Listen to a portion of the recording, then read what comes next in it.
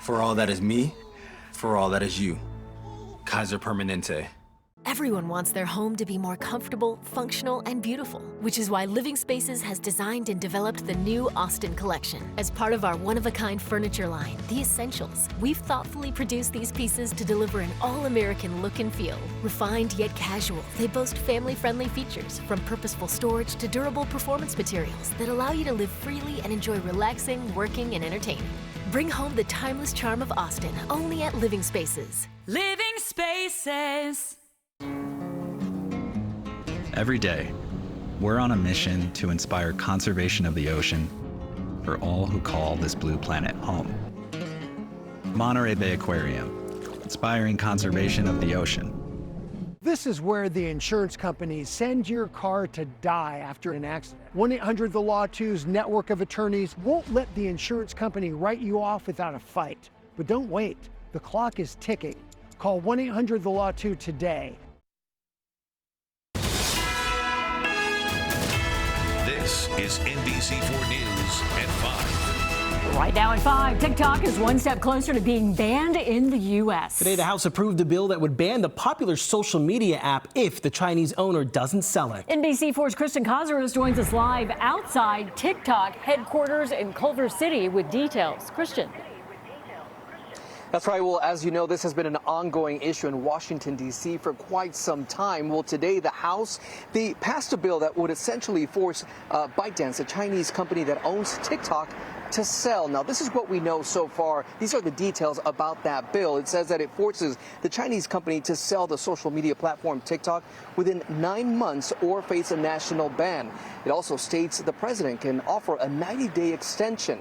Well, back in March, there was another bill that was passed by the House by an overwhelming bipartisan vote as both the Democrats and Republicans expressed concerns about a national safety with the app's owner.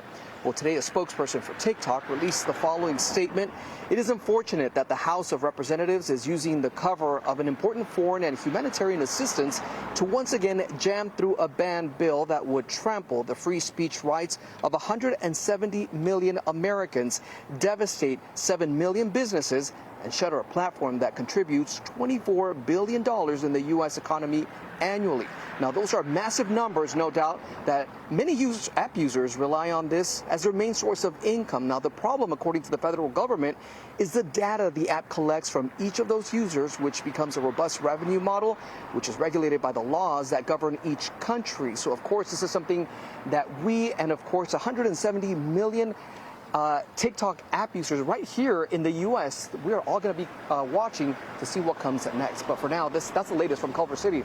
Christian Casares, NBC4 News. Absolutely, Christian. Thank you. Now, the House also passed several other bills that include more federal aid for Ukraine, Israel, and Taiwan. The passage of the bills comes weeks after the Senate passed a massive bill with aid for Ukraine, Israel, and Taiwan, plus funding for border security. Now, Speaker Mike Johnson had refused to bring that bill to the floor, instead opting to pass 3 separate bills with aid for the 3 nations.